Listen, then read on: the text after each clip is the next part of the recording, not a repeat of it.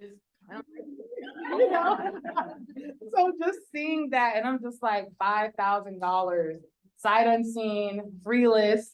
I called off my cell phone. I didn't have like, a second phone or nothing. And I'm just like, yeah, I can do this. First deal, January, March, I got my second deal, which was for $8,000 off of probates. Again, I didn't know anything I was doing. I'm like, oh, I just got to talk to people. And I'm talking to people, not like, hey, this is Georgette Laguerre calling from such and such company. I'm talking like I'm your friend. Like, hey, Asha, how are you? Like, hey, girl, that's how I'm talking. And so I'm like, who is this person on the phone? I'm like, yeah, you have this house on Main Street. You have this house that's behind on the taxes. Did you recently lose a family member? And they're just like, yeah, okay. I want to buy your house. And that's all I'm saying. And it's just, I guess I just have a way of speaking to people, they just let their shoulders down and they just like, okay, yeah, come on to the house. And the reason why my boyfriend said I'm his secret weapon, he'll call us and they hang up the phone on. I'll call the same person like, hey, what's going on? And he just like, yeah, the reason why I'm behind, I lost this. It was like, they just hung up the phone on me. And I'm like, hey, if you got it, you got it. So, and it was funny is I have this deal right now, and it's actually a realtor I had contacted, and he's pretty much inheriting the property from his sister that passed away, and he hung up the phone on me. I was like, hey, Don, click.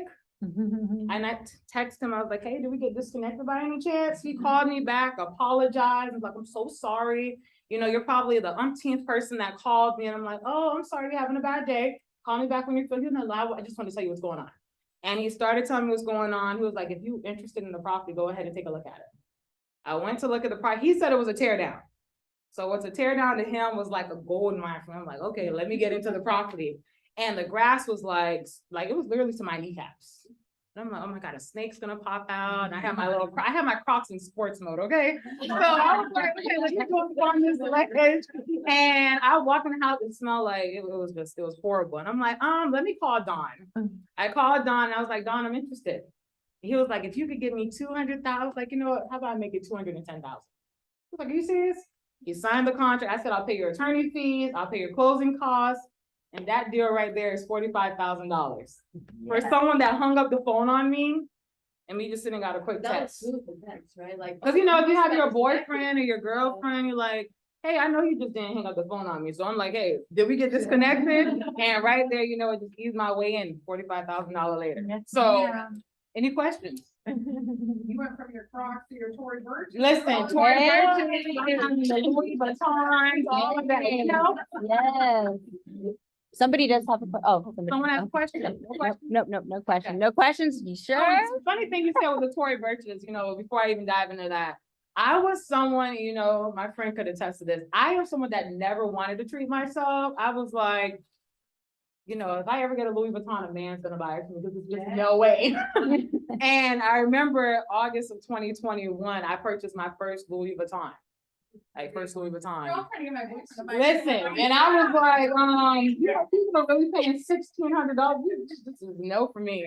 And the crazy was with Carlton, when I first, before I even got into real estate, he asked me, he was like, do you want a MacBook or do you want a Louis Vuitton? I was like, I want both of them. If I had to pick, I'll choose the MacBook. Crazy thing is, the MacBook is what made me the money to get the Louis Vuitton. Yeah, like that part. Because that's just, it was, a huge investment. I didn't know anything about that, anything. So if you hear me mention Carlton a lot, you be in relationships and, you go into a relationship with something, or you go into it with nothing, you leave the relationship with nothing. He invested in me when I didn't even think this would be something that would change my life. Because I am like someone that is adamant about letting people know, like, I quit my job in November with a negative in my bank account. Like, y'all should have me on Instagram. She's seen, like, I posted 8 months ago, I left my job with a negative $73 in my bank account. My boyfriend didn't know. I didn't tell my friends I was quitting my job, nothing. I was like, I'm just lean on faith, and wherever it takes me, it's going to take me. And, I owe it to God because, most definitely. Get that discount. So with doing that, having a negative in my bank account, seeing that, that is that constant reminder, you'll never be where you started. Because I was someone that didn't think that $100,000 would be something that'll be sitting in my bank account. 200,000 would be something sitting in my bank account. And for someone like talking about my background, where I started, you know, where I was not even spending $1,000 on a bag, that would be, ain't no way. But, you know, it's just to tell you, like, if you have a goal, sky's the limit. Like, I am a full testimony of that, because I'm one person, I believe in myself. Other people may not believe in myself. And girl, you know, my friend right here, she be pushing me up, you know. Yes, friend. But I am someone that will tend to, you know, that imposter syndrome, like, I don't know if I'm worthy for this, because, you know, not having a degree. I have people, especially friends, close friends, and we were talking about this on our way up here. I have friends that constantly threw their degree in my face, like, girl, why don't you have a degree? You know, you could be making so much money. And I have friends that try to, you know, the phrase one up me, like try to make themselves, their life better than mine. And I'm just like, okay, here's my regular. Exactly. She say that all the time, but you know, living my regular life. And I have people that constantly was trying to discourage me. So, you know, you'll see, like, you know, the kind of attention and the support you get when you first start, it starts dimming down. So they're like, okay, yeah, she did it one time. She did it twice. Like, this is 2.5 years later. I'm still doing, I'm going even harder. So that kind of gives you insight. I'm that girl. Yes. I love it. Yeah. And so when we talk about wholesaling, the first thing I would like to, you know, start with is your mindset. Your mindset and your why has to be in place. If you don't have a why, it's kind of hard for you to even know what your end goal is. Like my why, I wanted to get out of my job. Like that was like, that's all I saw was like, goodbye, Best Buy. No more working on the holidays. No more sitting here begging them like, hey, you know, you're gonna give me a raise, what's going on? You know, making them $1 million. Cause I was selling appliances, like, you know, I was just popping them out like candy. And I always told them, you know, put me in whatever department I can sell. As long as I have the product knowledge, it's a wrap. And I was just making the money. And I'm like, okay, where's my raise? It's September. Why haven't I gotten promoted? It was like, oh, we're gonna get there. Never happened. Now my general manager is calling me, telling me like, hey, you know, you were always bigger than Best Buy. You know, I always seen your potential. I just couldn't tell you because you always wanted this position. I always knew you were gonna be, you know, this millionaire. I always knew you're gonna be talking in front of people. And I'm just like, okay, like your point. I wanted this position. And he was just like, me telling you that, you would have thought I was pretty much beating you up.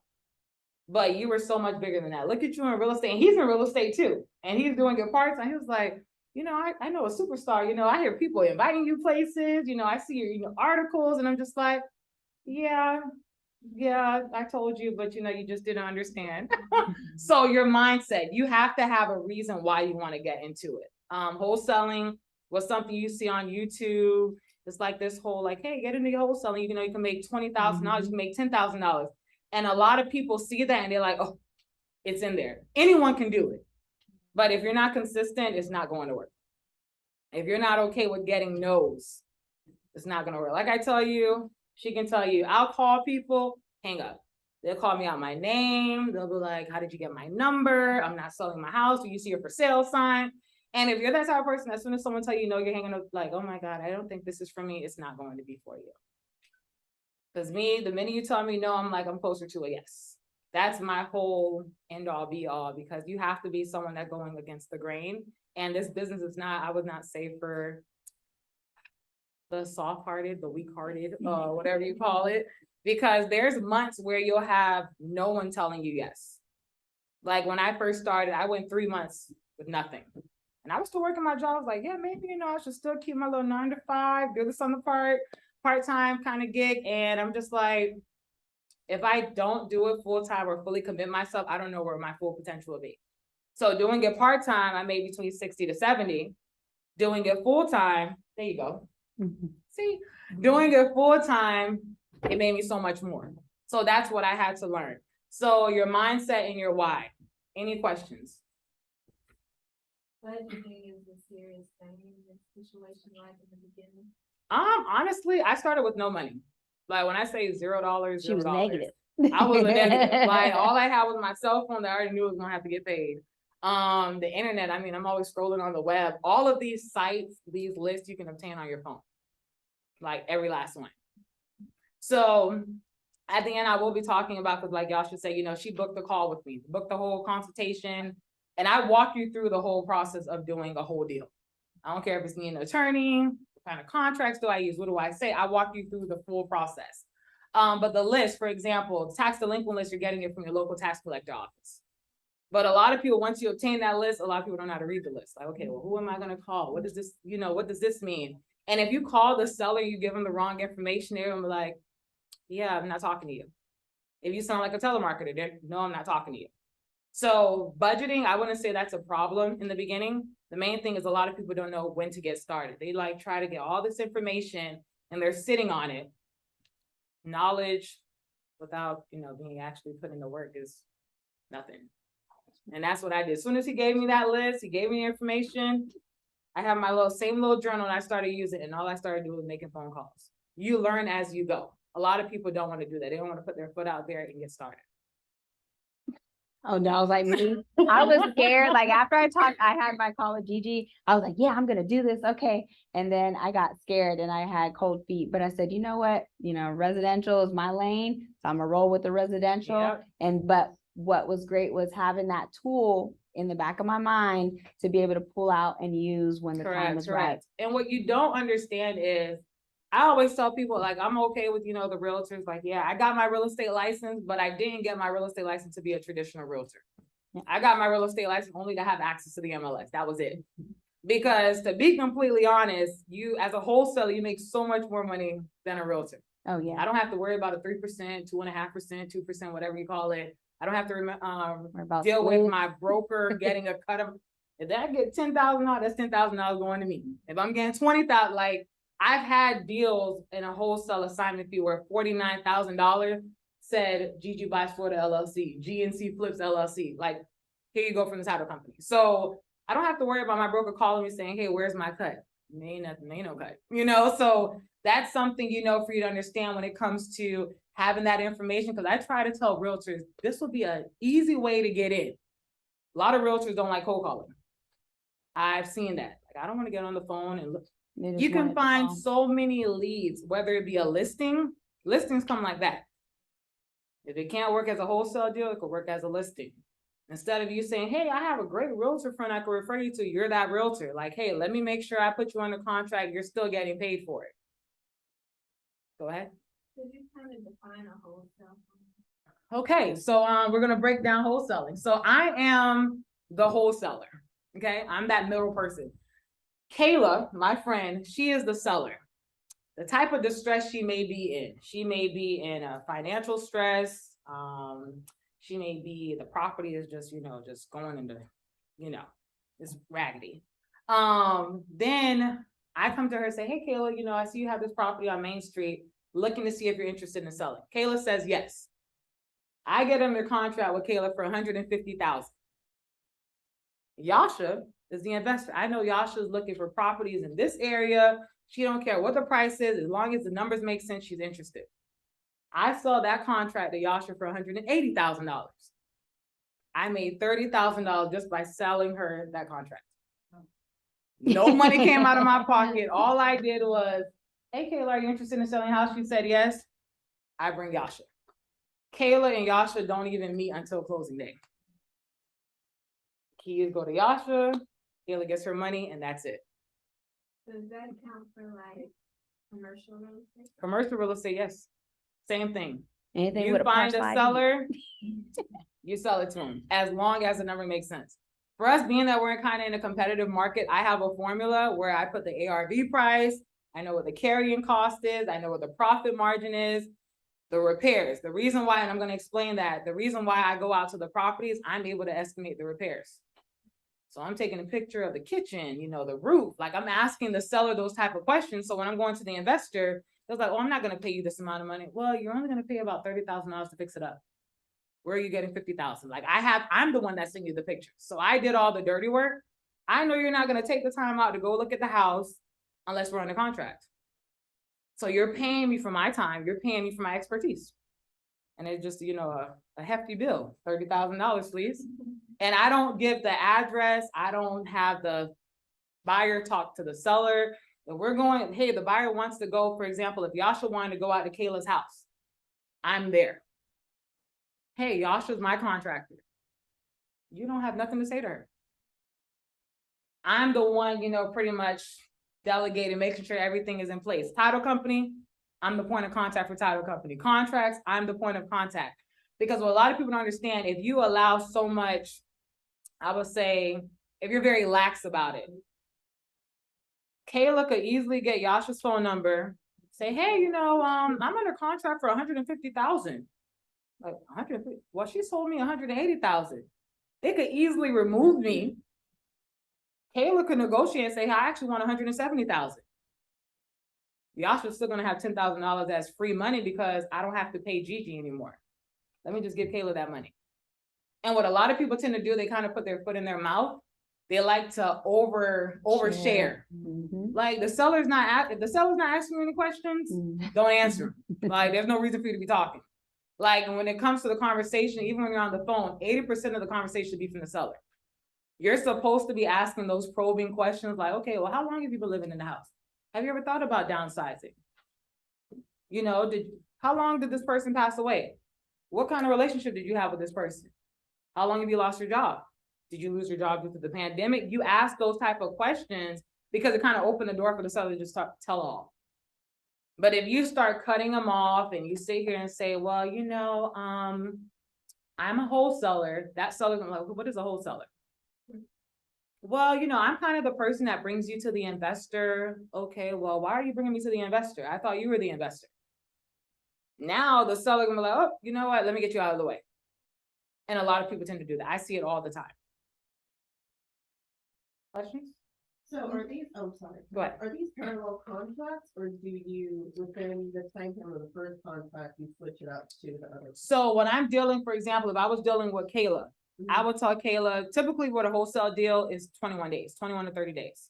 If it's a probate, you have to go through the whole probate process. Sometimes it takes 45 days, sometimes it takes 60, 90 or longer. So with Kayla, I'll tell her 30 days. I have 30 days to find an investor, but I have 3 days to submit escrow. With me, I put $3,000 because I could just go on my account, $3,000. But for someone else, let's say put $1,000. You put it there. You find the investor. But if the deal is a deal, it's easy for you to sell it to an investor.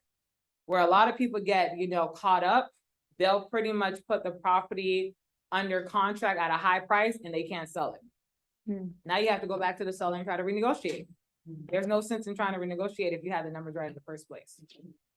That's why running comps are very important, because if you're running comps, seeing what properties in an as-is condition is running, if the seller was to ask you like, hey, I want 200,000, like, hey, there's no property in your area selling for 200,000. Why do you feel like you're worth $200,000?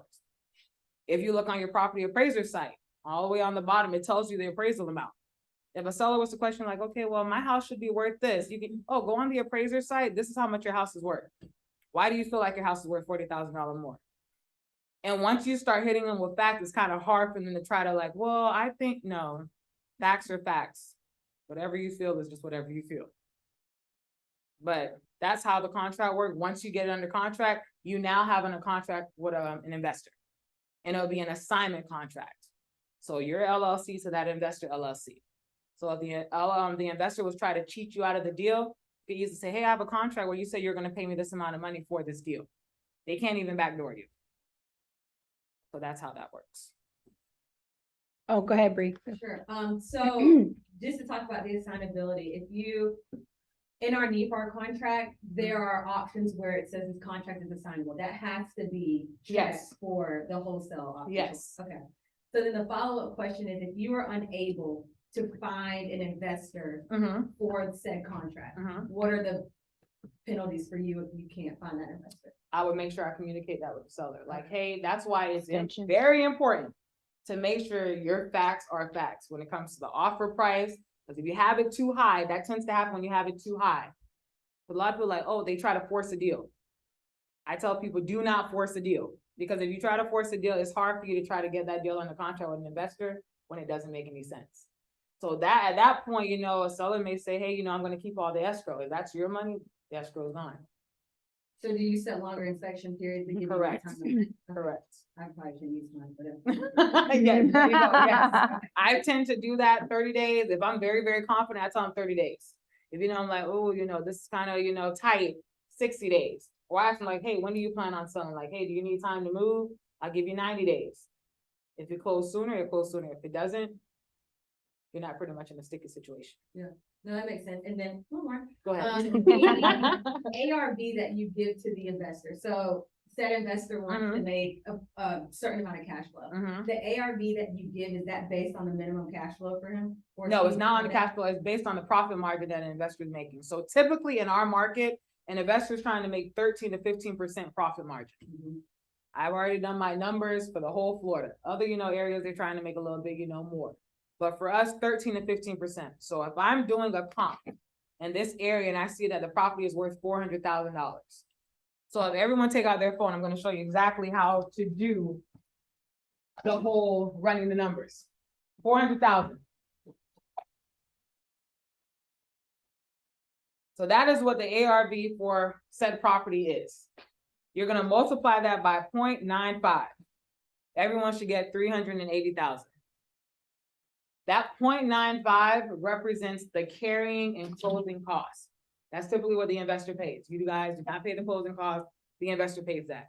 So if they're getting a hard money loan, if they're doing cash, if they're trying to get approved for a loan, whatever, that is the carrying cost. You're going to divide that by 1.15. That is the profit margin for that investor. 1.15?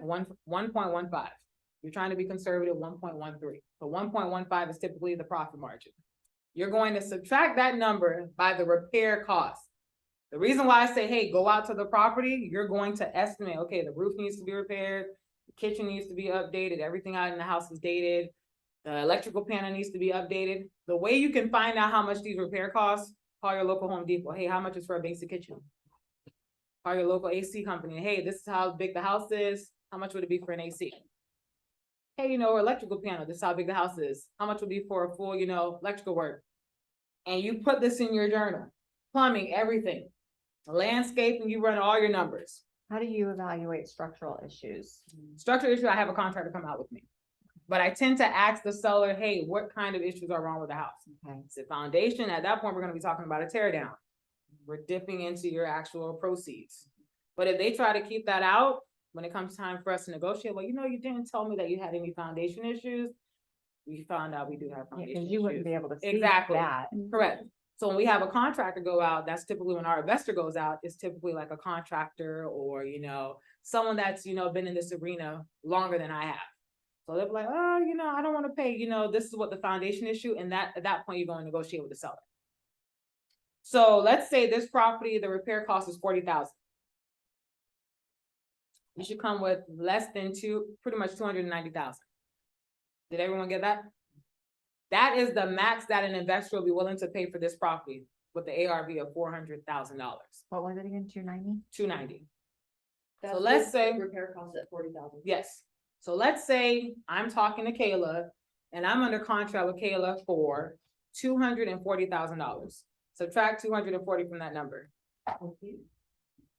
How much money as a wholesaler would you make? 50K. 50K. And again, that's without you doing anything but taking about 5-10 minutes to go out to the house. The 1.15 that you told us to use, what does that represent? The profit margin for the investor. That's the carrying and closing costs. So that's typically when you get a hard money loan, if they have to go borrow against their bank, you know, they're refinancing from another property, all of that, that is the carrying and closing cost for that $400,000 loan. The 290,000 is the maximum amount investor Willing to pay for that property. Okay. So if you know that number, so the reason why I say it's important to run comps, if you know in your head an investor is willing to pay 290, your main objective is to make sure the seller you're working with does not get close to that 290. Because at that point, you're eating at your proceeds. So you want to buy it for like 270. Exactly. Because So at you that don't- point, if you sell it to an investor for 290, you're making 400 and some odd dollars. You pretty much just gave the investor all of that equity because you know the investor's getting it for 290, you know it's worth 400,000. The investor, I'm like, oh, well, you know what? hey Bree, you sold me this property and it's about 100 and some odd thousand I can make on it. Here's what, they're not gonna do that. They're trying to keep the money in their pocket. You, as I would say, not to be a rookie when it comes to wholesaling, reach out to people and say, hey, I have this deal. Can you tell me if the numbers are right? Especially if you're a realtor. So if Yasha, she's great with comps and you have a wholesale deal, don't hesitate to reach out to Yasha and say, hey, can you tell me if my numbers are right? Can I ask you a question? Go ahead. You mentioned at this point in your career, you're at about 20K. You're not gonna work with anything less than 20K. I will, but 20K is typically what I've been getting as assignment deals. Okay, so we're roughly around there. Second question is, do you have, I assume at this point you have your network of investors that you work with, or do you just stick with one? I Or have you a have an network of array? investors. So you just call all of them when you come around, Yep. who wants it, and then. I have my if the deal's investors right, then you that are buy and hold investors. So Right. if I find a property that'll be a perfect rental, I'm calling my rental investors. If I have one that I know your main thing is flips, I'm calling all my flip investors. If I feel like I'm not familiar with the area, for example, we just started tapping into the St. Lucie County area. I'll call Jim Van Dyke. He's like, his network is massive. I say, hey, Jim, we could do a 60-40 split. You bring the investor and we're still making money because he has investors on go like that. So, okay, so then you have backup plan on backup plan on backup plan Correct. on how you're going to sell it. And then my last question is, I lost it. If it comes back to me, I'll let you By know. all means. Okay, I have a Go question, ahead. just kind of to create a question, Mhm. but, if you were a person that had, like you mentioned, Mhm. $0 in the bank, how Mhm. can you get started? Or how much money do you need to even have to get started in this? Honestly, about, Kayla, how much money did you have when you got started? Talk about Truth Finder. No,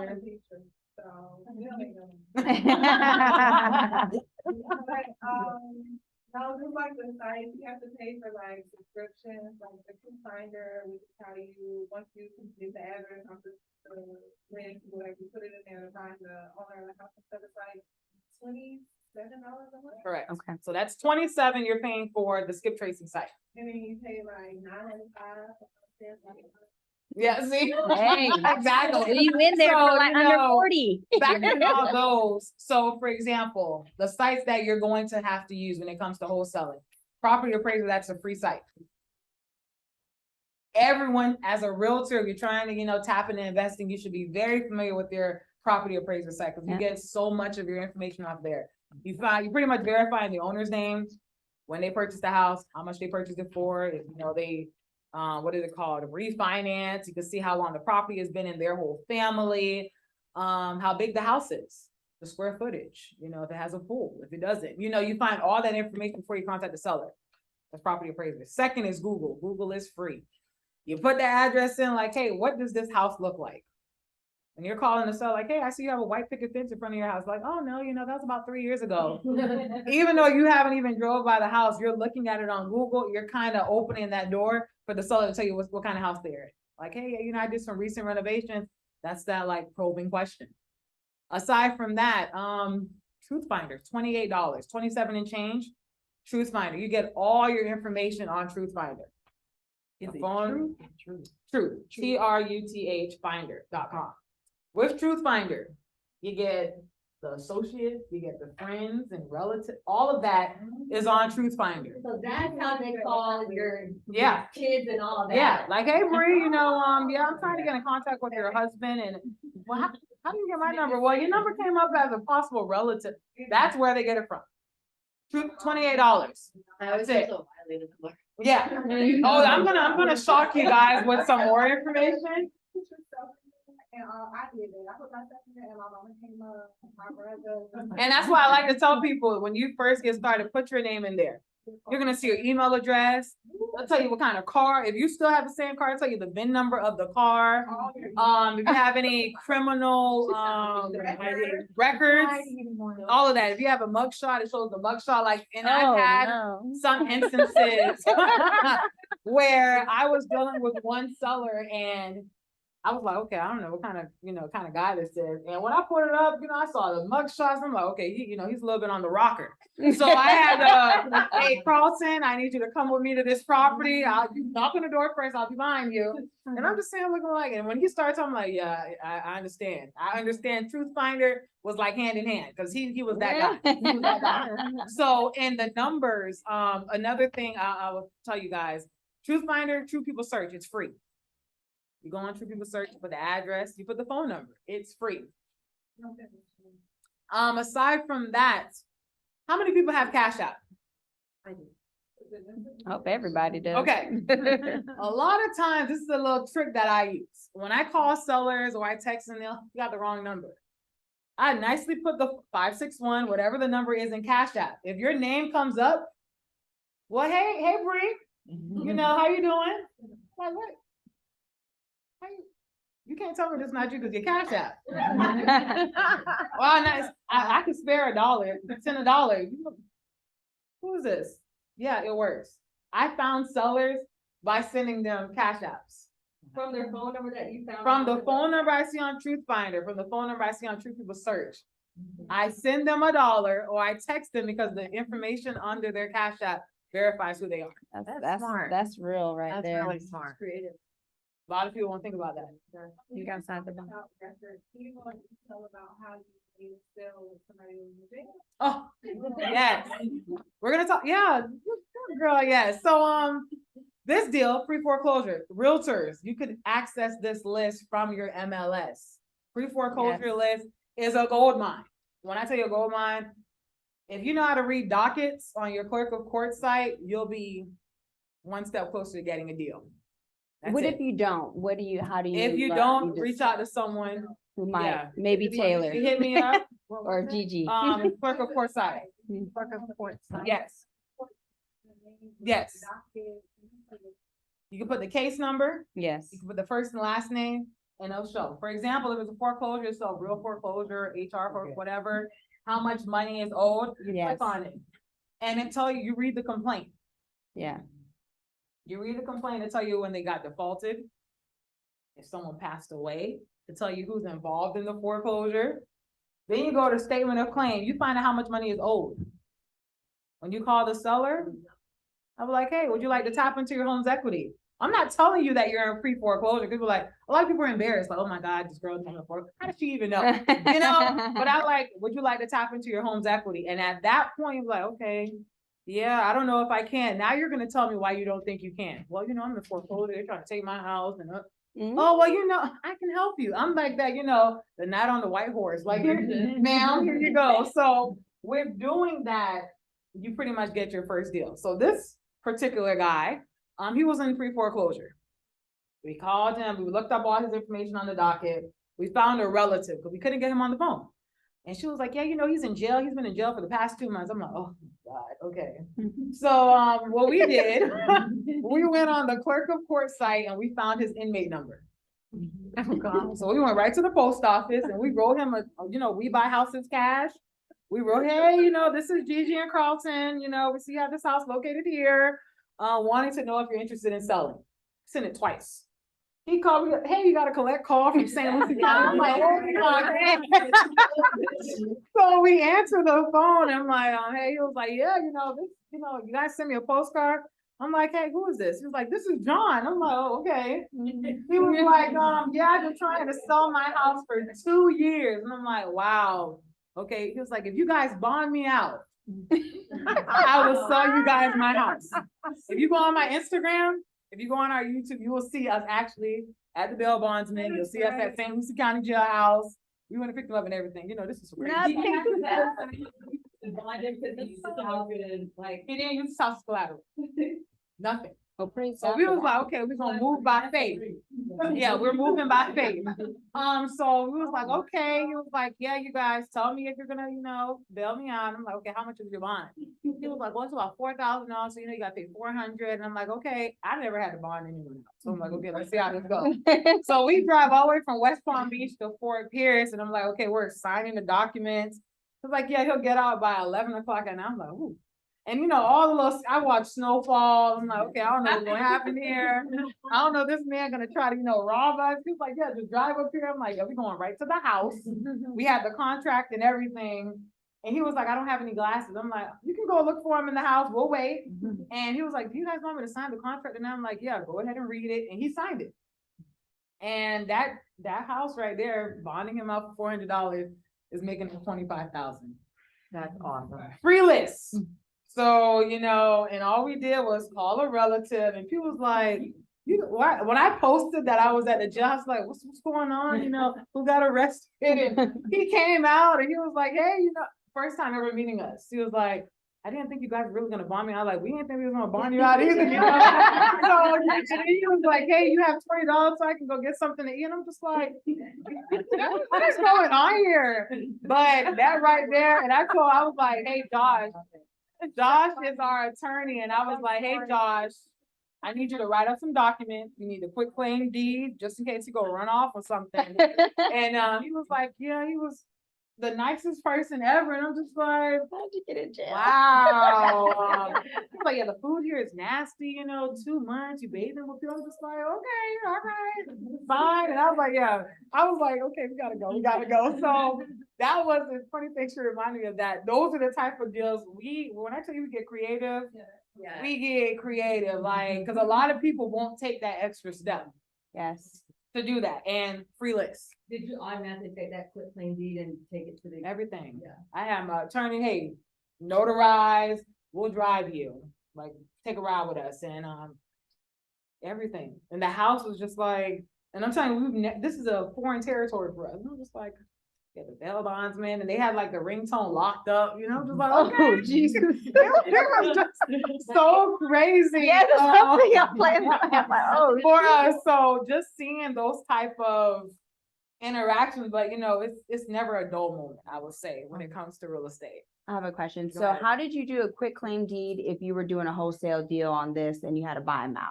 Can you explain? Reason being, he was the only living relative, the Okay. heir. So Okay. So his mom married his stepdad, his brother passed away, and he was like, hey, I just want to make sure I get everything out of the way. And our attorney was like, hey, we got to do 3 probates. So let's just make sure we have the quick claim deed signed, just in case, hypothetically speaking, he was to get locked up again. Okay. We wouldn't have to go through the whole, like, he has to go to the jailhouse and sign, and I'm not signing. No, why you got your little drugs out your system, hey, sign right now. We don't have to go through that little hurdle anymore. And yeah, we told him, we'll pay your attorney costs. Hey, whatever, by all means. So how much did you have to buy him out for? With So it was, honestly, he just wanted $10,000. Oh my gosh. That's all he wanted. And he was just like, He just yeah, want to get up on his feet. I just want to start him like $10,000 to start over. Okay. But yeah, he just wanted $10,000, and he's gonna get that when we close. So you're Okay. almost buying that house for 10 grand, if I understand? Yes, that's why I was like, I want to know what is the process? Yeah. Yeah. That's a nice little line item on the property appraiser there. I have a question too. So See, it's for just like- the ARV formula that you gave us, is that gonna be the same formula for investors who want rentals? Yes. Okay, you just, That's the That's correct. okay. And then on the property appraiser, so when you said that the appraised value is on there, I like ran, because I didn't see that on the. Is that, in your county, do you have an appraised value, or is it the assessed value? The appraised value.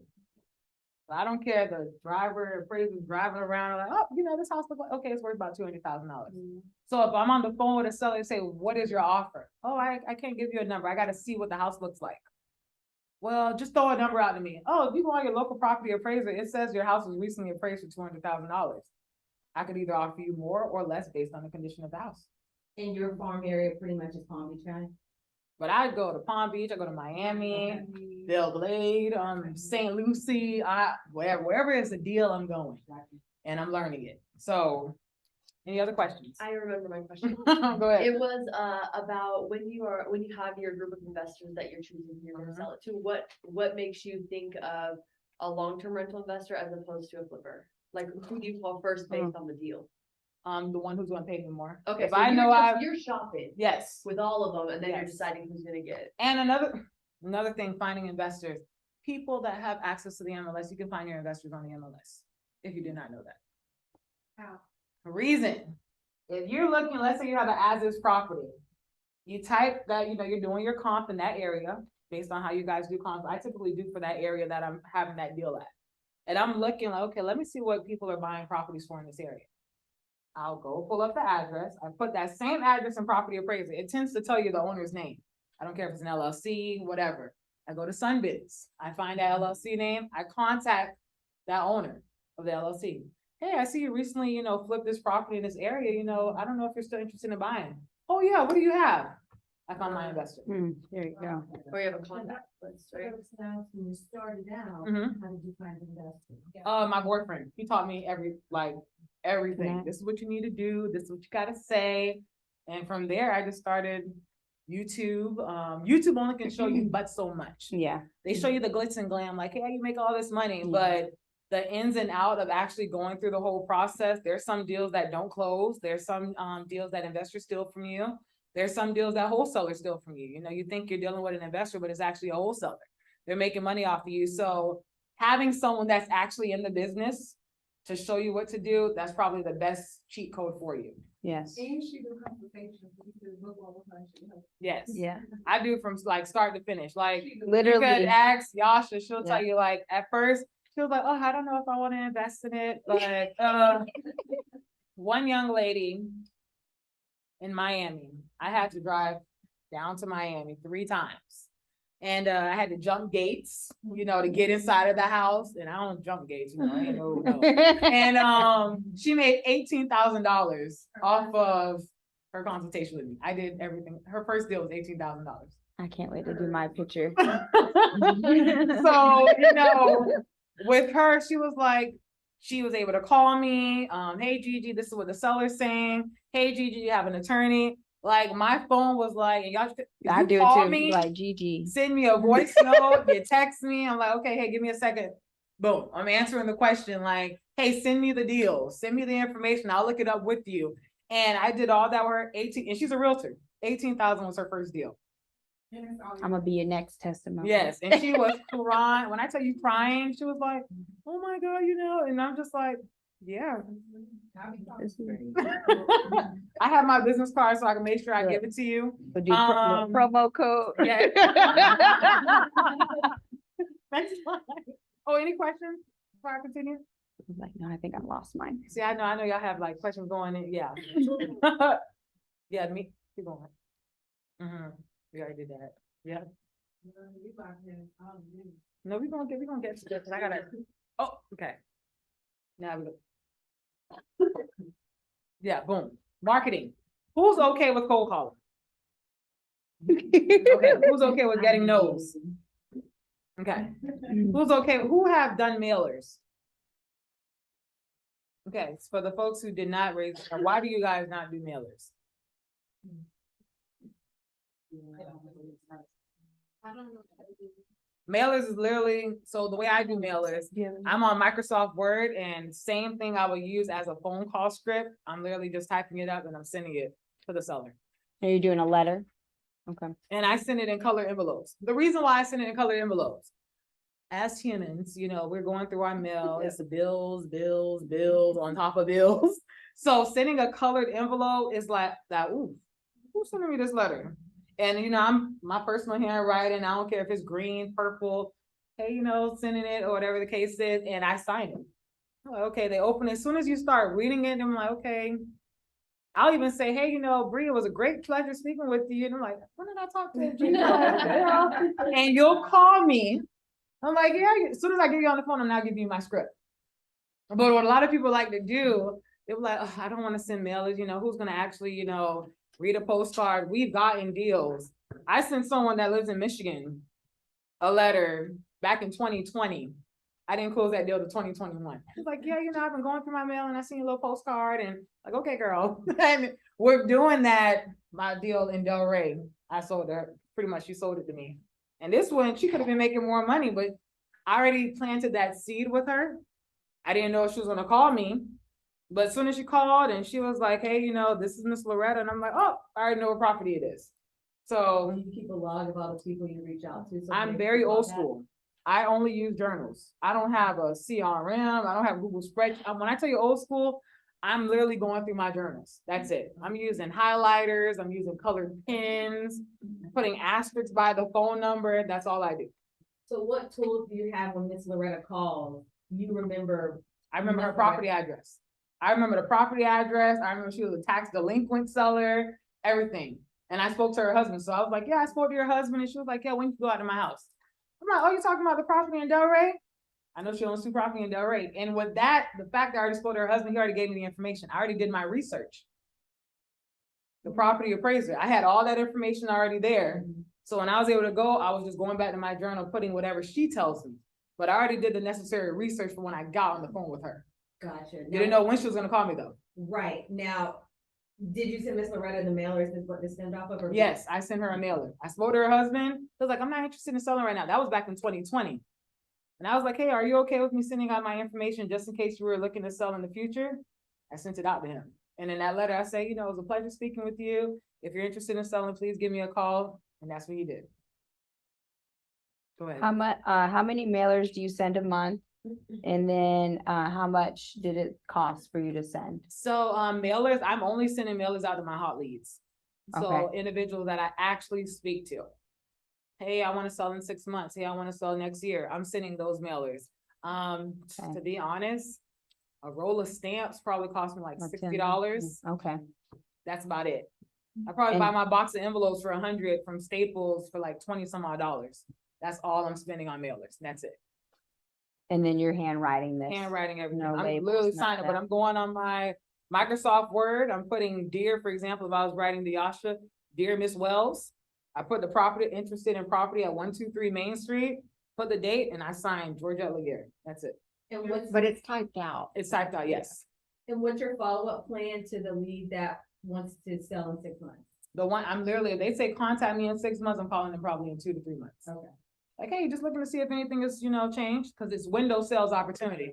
Because if I don't contact you and I wait 6 months later, and you know, Kayla decided, like, oh, you know, let me just call her. And she's like, oh yeah, I'm actually interested in selling. I always tell people I'd rather call a seller too much and lose a deal, opposed to not calling a seller enough and lose a deal. Because there's plenty of you, not enough. You have to go out and find your own deal. A lot of people are like, oh, the deal's gonna just fall on my lap. No, it's not. It doesn't. Mine kind of did. To confirm I'm understanding the wholesale process, at no point is a realtor in this transaction. No.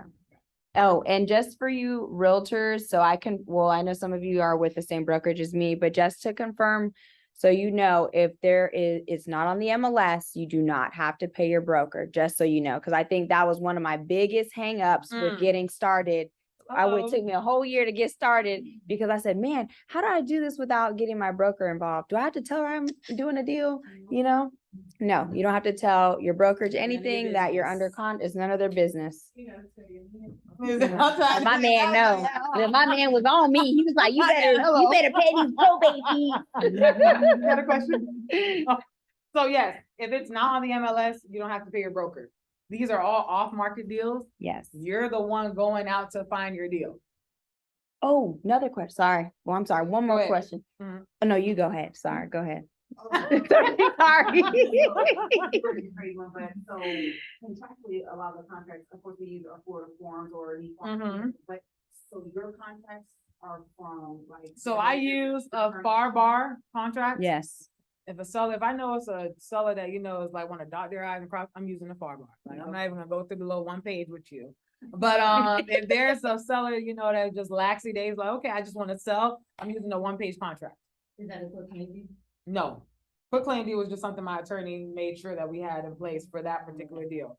But the 1-page contract, I would be able to provide that for you guys as well. But if thank you guys would email me or whatever, it is a 1-page contract, self-explanatory.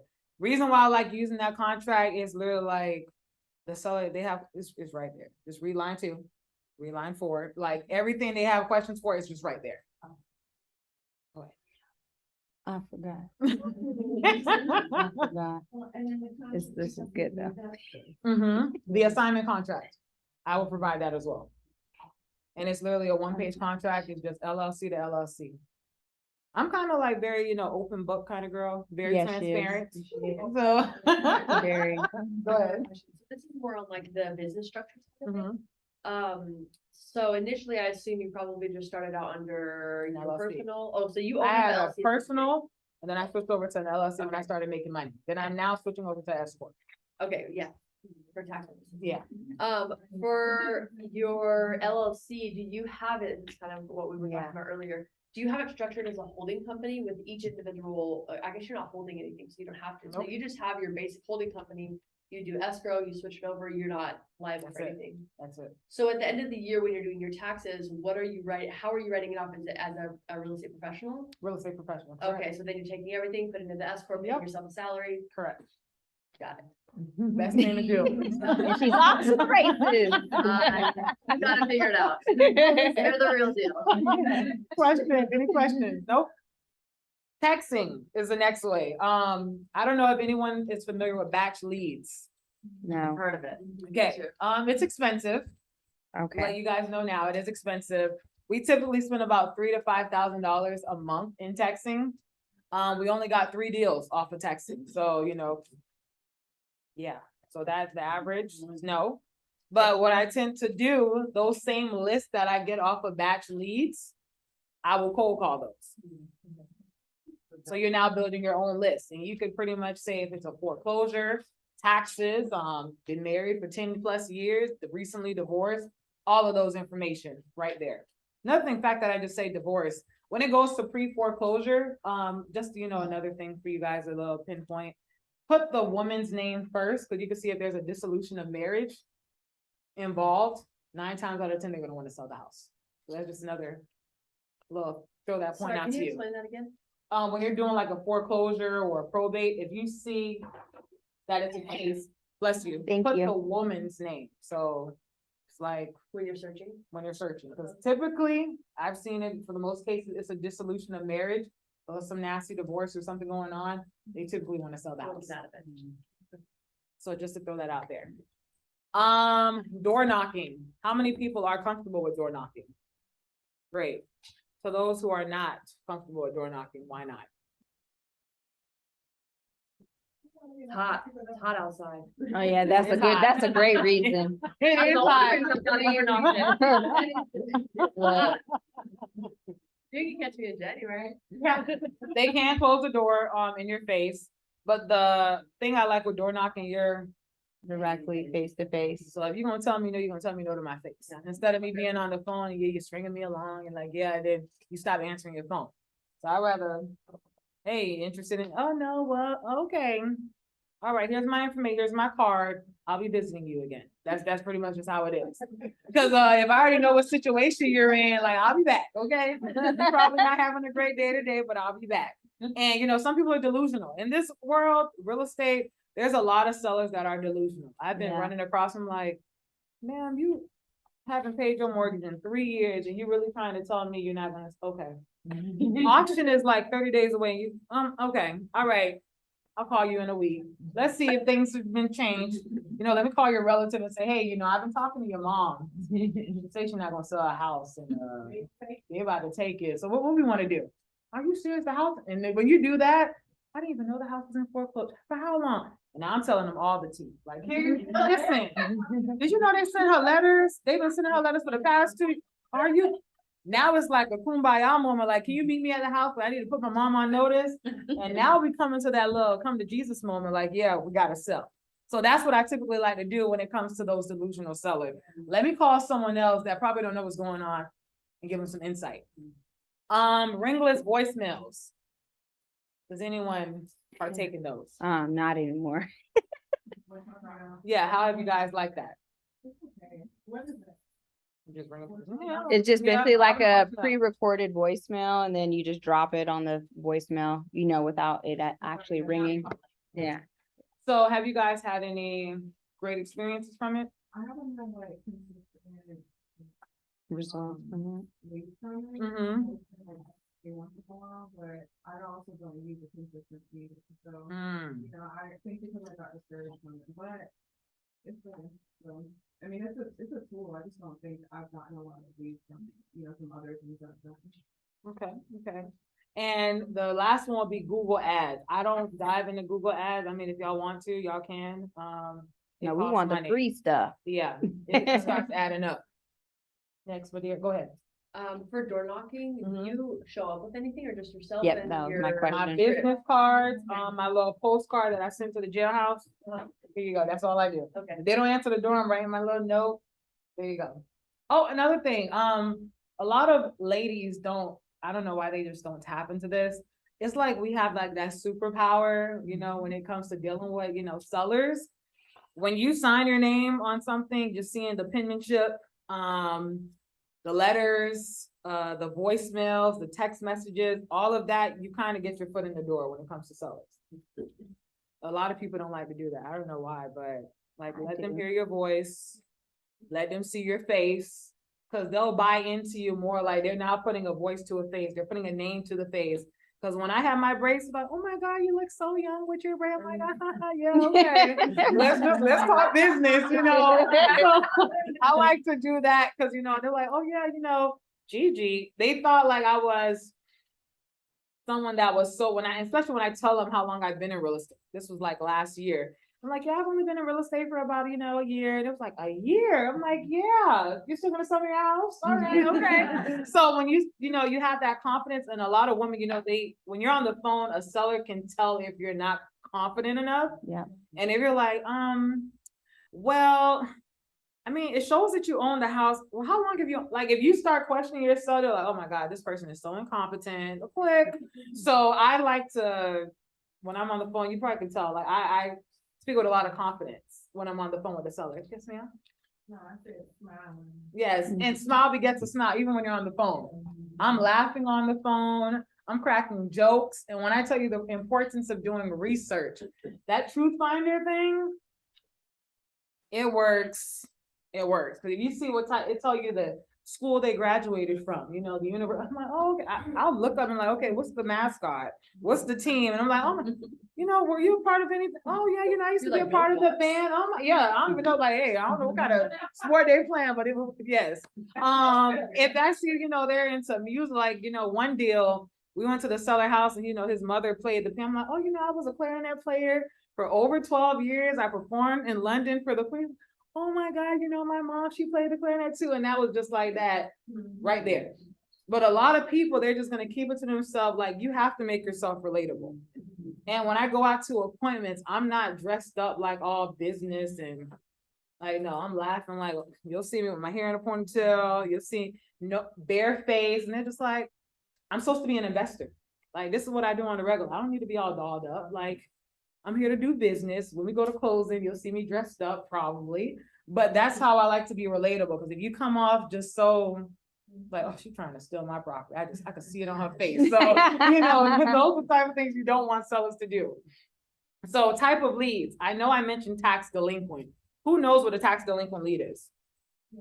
When the taxes are not paid. Correct.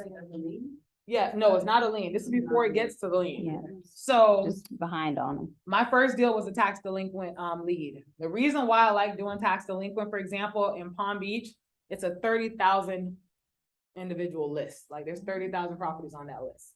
It shows the whole county. It breaks down the zip code. It shows the seller's name, how much they're behind per year. And when I call the seller, I'm not saying, hey, you're behind 2 years, because 2 years doesn't hold weight. I'm saying, hey, it looks like you're behind about $8,000. The average person does not have $8,000 sitting in the bank account to pay a bill. If they did, they wouldn't be in a tax delinquent or a delinquent status. So you got to hit them where it hurts, because that, ooh, $8,000, like, well, what happened? What's the reason why you're behind? And when the seller starts telling you the reason why they're behind, now you kind of can get the story behind, like, okay, what other financial hardship are you in? Is the house too big for you? Like, are you the only one living in the house? You know, did you lose your job? Is the pandemic? And now you're kind of informing them like, hey, you know, if you don't pay your property taxes, some random person can go out there, pay your taxes, and they'll now have a tax deed against your house. So if you're looking to sell the house, you now have to pay that person back plus interest. They could potentially go to auction your house because of this tax deed. A lot of people don't know that. You know, oh, I just live in my house. You know, a lot of people are in the unknown. So with you informing them, that kind of gets your foot in the door where that's like, oh, you know what? Yasha didn't have to come and tell me, you know, my house could be auctioned, but she did. So if she was considering selling, the first person she would call would be Yasha, because Yasha went above and beyond, didn't even know me, and she's informing me about my house. So that's something to keep in mind when it comes to the tax deed, when you're informing sellers. Oh, go ahead. Do you ever have people that are standoffish when you bring up the fact that they're behind? Oh, yeah. Like, They were like, oh, they're delusional. Yeah. Like, I'm like, ma'am, you know, this is all county record. Go on the site. I can email you the information. What's your phone? I'll screenshot it and send it to you. They're like, oh, you don't have to do that. I'm like, you know, it's okay. This is what I see this every day. And I've tried to put myself in their shoes. Like, yeah, you know, I had a relative, you know, that was behind on their tax, and I seen their house get auctioned. You know, it was not a sight to see. The sheriff came, like, you got to get out. And you know, like, oh my God, really? I'm like, yeah, you gotta get out. So when I do that, they were like, oh, well, you know, when are you available to come to my house? And I'm printing out everything for them. This right here, you see, is this not your house? Is this not the address? Is this not your, you know, they have a R, but my initial is you know, it's a S. Ma'am, this is not your address. Is this not your phone number? Like, don't, you looking at that small detail, it's probably a little error in the system. But with that, when they're standoffish, I have that come to Jesus moment for them. Like, ma'am, I understand you don't want to believe what it is, but this is what it is. And that's typically when it comes to foreclosures. Oh yeah, I pay. They're not accepting any partial payment, ma'am. If you're not paying the full amount, well, you know, I just sent $1,000. It shows you owe about $30,000. Where's the rest? So those are that come to Jesus moment. You need to make sure you have with your sellers when you're talking to them. Probates. Are anyone familiar with probates? Okay, 3, 4. Yes. So who are not familiar with probates? So probates are another way to get great deals. You get this at your local courthouse. Local courthouse. Go to the probate office. You ask for the probate list. Every month, the probate list updates. These are people who recently lost a family member and they're probably going to sell their house. When they're going to sell their house, you're that person like, hey, you know, I recently see you had a death in the family. There's this property involved, looking to see if you're interested in selling the house. These individuals who are inheriting the property are typically called the petitioner. They probably already own a property. They probably live out of state. They don't want to have that extra debt, so they want to get rid of that property. You're just that person contacting saying, are you interested in selling? Do you have a way that, I mean, that's kind of a tricky situation, right? Mhm. People initially lose a family member. Do you have a certain way that you would be empathetic or graceful in the way that you deliver your message in going to talking to someone who lost a family member? I don't try to do the most. Okay. I've had people that typically would say, hey, you know, my deepest condolences. You don't even know the person, so what are you saying your deepest condolences for? And people can feel when you're trying to do the most. I mean, it's in my black little So wallet. you keep it business. I keep it and very I'm business. willing to help you. Yes. This is what I can do in the part. Correct. Okay. But I also make sure when I'm contacting them that I pretty much am prepared for whatever they have to say out of their mouth. But they were like, oh my God, you know, you're so insensitive. And I'm like, yeah, I understand. You know, it's just showing you're gonna be getting a lot of phone calls. I just wanted to put my information out there beforehand. So that's kind of what I typically do. Yes. Like, oh, how can I help you get out of this? Correct, situation? correct. So you can breathe in peace. Exactly. Because a lot of people, you know, with probates is very, very interesting. A lot of sellers don't have the funds to pay for a probate attorney. That's like, I'm not paying $2,500 for that. So if you have the access or the chance to pay $2,500, where it could make you 10,000, 25,000, you know, even 50,000, anyone would jump on that. So I was like, hey, you know, I understand that you're going through probate. You recently lost a family member. I'm willing to pay for your probate costs if you're interested in selling a house. And that point, it just opened them like, yeah, I'm interested in selling. Just because you said you'll pay for their probate attorney. And this is a list that updates every month. And you have to physically go down there, or you just. You can go down there, you can call over the phone, and you can get the probate list. And have them email it. Yes. But it's a gold mine. I've gotten a lot of deals off the probate list, a lot. Pre-foreclosure, like I said, you can access that through your MLS. Another one, you just gotta use the clerk report site, have to read dockets. If you're okay with reading dockets, it's a go-to. Absentee owners, have anyone dealt with absentee owners? That's another one. You can find your absentee owners on probate lists, pre-foreclosures. If their mailing address is different from their physical address, that's an absentee owner. Tax delinquent, you pretty much can list that off of one list. And if it's a vacation home, you can see if they're just not, you know, taking care of it, the grass is overgrown, or You know, they have an overflow of mail in their mailbox. They have a broken down car in the driveway. Those are some kind of inclination like, hey, you know, they don't care for the house.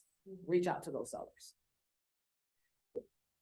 The type of distress. Oh, go ahead. Right, with absentee owners, so I've only dealt with one, Mhm. and so I do property management. too. Okay. So with that, I've had a lot of people that wanted to rent their properties out, not actually give their properties up. So do you ever try to rent them out, or do you try to transfer them into a seller? I try to move them over to a seller, like, hey, you know, are you a tired landlord? Especially if you're giving me stories like, oh, you know, with the recent pandemic, I went 8 months and I didn't receive it. Like, do you really want to go through that again? Like, you know, the rent prices are going up. People are losing their jobs left and right. I try to, you know, build a case where it'll probably be in their best bet to sell opposed to having it as a rental. Especially if they tell me they don't have a property manager and you live like in yay and yonder, you gotta come. There's no sense. Go ahead. How many people are you like, looking for in regards to like their phone numbers and stuff like that before you're starting to make calls? So I do all my research at night. Okay. So if it's from 7 o'clock to whenever I go to sleep, I'm literally just going through the list and I'm adding people to my journal. And then in the morning around 9, I'm on the phones making phone calls. So if I want to do 3 hours, I'm doing 3 hours. If I want to make 500 calls, I'm literally going through making 500 calls. But I do all the legwork at night because it sets me up for the next day. Because if you're like a night owl, it's the best time to do the research instead of wasting the time in the morning to build a list and you don't have that time to get in contact with sellers. 'Cause I'm only contacting sellers between 9 o'clock in the morning to 7 o'clock at night. So that's the best time to call.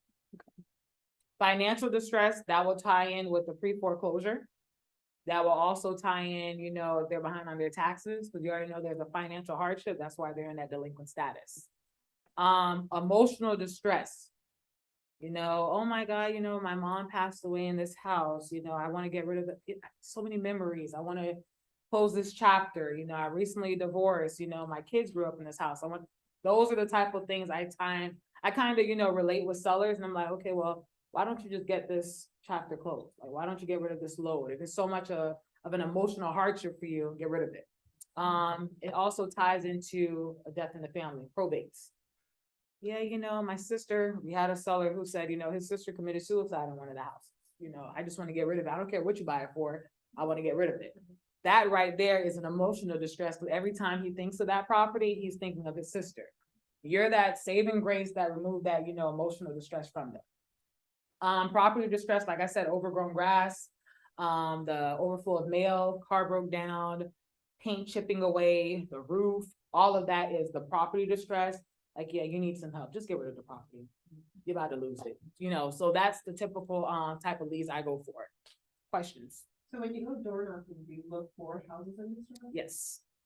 Even when I'm driving, you know, in certain neighborhoods that I'm familiar with, I'm looking for like the bandos or the properties that look like, you know, they probably have squatters.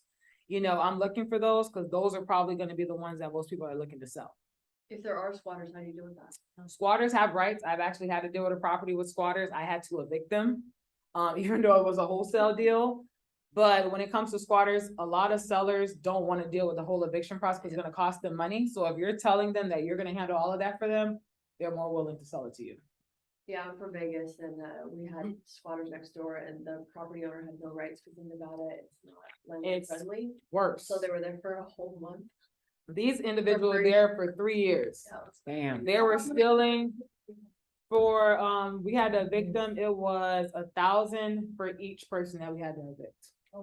Did you Yeah. have to do it per person? Per person, because they'll be there and then they'll come back. So one person will get evicted, someone else come. So they was just having their friends come in. So we got up to like 5,000 just for the eviction. They were stealing power, stealing water. They had like a whole prostitution ring going on in the house. Lovely. There's a drug house. Yeah. So, yeah, exactly. So when dealing with that, oh my God, like we had to call the sheriffs, we had to contact the police department, you know, they had to make sure they were there to catch them in the property. No. We had to board up the house, they'll break in and it was bad. So, and that deal, we're actually finally getting ready to close. And I got into that deal May of 2020. So 2020, and we're finally getting ready to close it because one of the heirs, it was 24 heirs, it was a probate and pre-foreclosure, 24 heirs, and something for you guys to keep in mind, one of the heirs had a federal tax lien against them, but they were listed as one of the heirs on the property. So being that they're now going to be tied to that property, so now that tax lien will be tied to that property. He didn't feel like he should disclose that to us. So we were getting ready, literally the night before closing, it was like, yeah, we just did, extra search and, we can't close because the federal tax lien came up. It was like for $300,000. So we had to contact the IRS, submit some documents, and this would have been something that would have been an easy fix if he would have just disclosed that to us, and we would have had him sign over his rights, and we would have been closed on this property a year ago. But you holding the property during this period, you're not coming out of pocket during that period? We did. We had to pay for the code. They had a code violation. They had a lien that was $140,000. We had to go in front of the special magistrate to reduce it. We had 60 days to pay whatever amount they reduced it to. So they reduced the $140,000 to $10,000. We paid that $10,000 to the city. Then they had a utility bill for $10,000, $10,000 and change. Because every tenant they had in, when they left, it just was tied to the property. It was no longer tied to the tenant anymore. So that property, it just started adding up that no one paid. So we had to pay that $10,000 utility lien. So it was $20,000 we were out of pocket plus the eviction for the squatters. And this is for the past 2 years. But you didn't factor that in the beginning because you didn't know. No. So at your point, you're just gonna pretty much. And we paid for the probate. We paid $2,500 for the probate. If you don't mind me asking, initially what you budgeted for on your profit, are you breaking even? Are you able to make a profit? Well, being that the market went up, we were under contract with a price for the house for $118,000. That house is worth between the mid to high threes. Oh, nice. So I You're mean, good. yeah, she's not getting anything Yeah. because the house with being in foreclosure, it started, accruing fees monthly. So now she has to pay money to close opposed to her receiving money to close. Mhm. So that's something that she has to factor because her heirs didn't want to tell us some information. Her, one of her relatives knew the squatters that was living in the property. So it was just like a lot of drama that was involved with that one deal. But you see a lot of crazy scenarios when it comes to this. Because the location of the property, the location of the property for one, and because the market went up. Cause I'm like, okay, 100 and it was discouraging because when we boarded it up and then we get a call like, oh my God, they broke in again. And they had to come and take the meters. And we had one person who, was threatening us like, hey, if you guys don't come, I'm like, okay, you don't even live here. This is not even your property. So we had to deal with that. We had to go to the city and put up the sign, the no trespassing sign. I don't know what kept us going. Like, the more I'm thinking about it, just like, and we considered it an L. Like, we was like, there's no way we get this property. I don't know when we're gonna get it. So once we finally got clearance from our attorney, Josh, that, hey, we're finally getting ready to close. We only got a week left, and I'm just like, what? Oh. So it's a 2-unit too. So a 2-unit for $118,000 in West Palm, that's like a steal. Yeah. So Worth it. yeah, it is definitely perseverance. And that's why I tell people this business is not for someone that like, oh, you started now, if you don't see something coming and you want to quit, because you're never going to see the full capacity of getting into wholesale. Because there's a lot of people that have gone years, like, I start, I stop, I went a year and I haven't gotten a deal, and they just don't want to do it. But I see, the rewards of actually sticking to it. Be resourceful. I talked about the skip trace. I talked about the county and public websites. Oh, obituaries. How many people are good with reading obituaries? Obituaries is another way we've gotten deals. Reason being, when someone passes away, if you're looking on the tax delinquent list, you'll see an estate. A lot of people don't take the time to go type that person's name. Like, for example, Jane Doe obituary, Palm Beach County. It will show all of the relatives typically that is associated with Jane Doe. Hey, yeah, I see you came up as a positive, relative or an heir to this property. Are you interested in selling? Oh, no one lives at this house. You do the legwork. I'll pay your probate costs. That might be the only heir, relative for that property. They make money, you get a property. A lot of people don't want to do that extra legwork, but obituaries are free. I have a question. Go ahead. For probates, what if there's like a lot of people, or like, what if they have multiple properties and multiple people involved? Are you willing to risk paying for the probate for the deal? I am. Okay. Cause with me, if you're telling me if they don't care about the house and I can make, if I'm wholesaling it, I can make $50,000 max. $2,500 is nothing as far as an investment. But if you're talking about, I'm playing with like $10,000 and you're talking about, I got like 7 people I gotta go through. Yeah, it's not worth it. Okay. But for $50,000, I'm definitely, 2,500 is nothing. Cause especially if you have an attorney, for example, our attorney, Josh, you know, with him, we'll bring him a deal. He's already making money with us and off of us. So he's like, okay, yeah, I'll do all the legwork and, you know, we can just put this on the HUD. So if they were to, you know, back out of the deal, he now can put a lien against the property due to the fact that he did all the attorney work and all of that. And that worked in our favor. Okay. Any other questions? Oh, neighbors. Neighbors are nosy. They tend to know what's going on. Don't be afraid to have conversation with them. Like, hey, do you know who's living in here? Hey, do you know what's going on here? They'll tend to tell you, oh my God, you know, they have a house. There's always people going in and out, and they'll tell you what's going on. They'll probably give you the phone number. They'll probably be the one watching the house for you when you're going in limbo of trying to purchase the house, wholesale the house. Give them your phone number. Like, hey, you know, someone just pulled up to the house. You guys want me to find out who it is? They tend to work in your favor, even with them being nosy. Yes. Law of averages. The more calls you make, the closer you are to a yes. 20 phone calls is not going to cut it. 30 phone calls is not going to cut it. I'll tell you 50 calls is not going to cut it. If you know you're trying to make $10,000 and someone told you one phone call can make you $10,000, I don't care how many phone calls I'm making to get that one person to tell me, yes, that's $10,000 I didn't have. And you don't have to put any money for that. Like I said, majority of these lists are free. My probate list is $5.80. I pay every month. I made over, I made 149,000 off of one. I made almost $100,000 off of $5.80 off a free list. So you get in. You have an average amount of calls that you make a day? I was saying when I first started, I was making 150 calls per day. Now I'm like 3 hours, you know, take a break, come back. But as long as I hit my 3-hour window, that's it. But 100 to 150 calls is typically what I was making. Have you ever considered hiring a VA to call for you? I did. I experienced with that once, having, you know, a cold caller and trying to push someone to put the amount of effort that you're putting into it is Right. hard. I can't motivate you to make calls. I can't motivate you to make money. And that was probably like the reason why I feel like we haven't started hiring people, because that's probably the most difficult thing. Because most people see the dollar signs, but they don't see the work to get to those dollar signs. Yeah. If I'm making 100 phone calls, because I've had people, for example, with Carlton, he had someone that was working under him. And he gave him the same list that he gave me when I first started. This guy was working for 6 months straight, not one lead.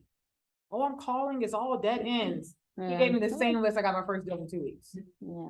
Well, clearly you're the secret sauce. Clearly. So it's like when it comes to the phone calls, another thing is you can easily have people lie to you like, yeah, I'm making the calls. And if you're not calling me, asking me questions. So for example, when Yasha got her first deal, she was asking me questions. So I knew she was working on a deal. If you're not saying, hey, I'm Gigi, I blowing you spoke to up. this seller and this seller told me this, I know you're not making calls. Because when you're actually talking to seller, they're going to be questions they're asking, you don't know what to say. Yeah. Like, hey, well, let me get back to you. Or, hey, you know, What should I when do it comes next? to numbers, exactly. Yeah. So when it comes to those certain instances, a lot of people tend to fake the funk. Mhm. And with doing that, you can only fake for so long. Like, Yeah. I've really realized that. Yeah. But when it comes to money, you're only going to get what you put into it. Yeah. Honestly.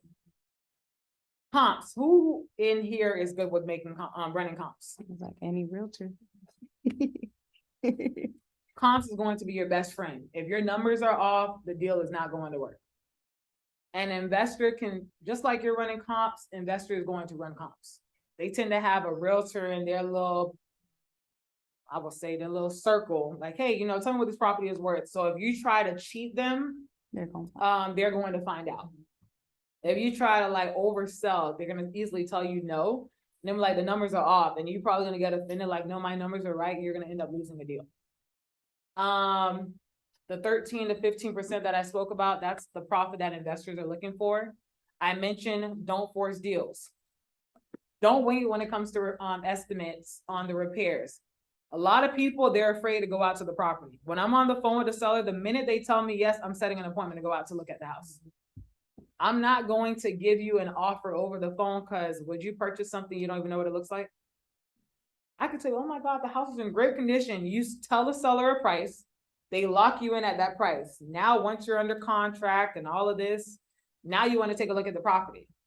You go out and look at the property and it's not what you thought it was. Now you have to negotiate. Well, you told me you're going to pay me this amount.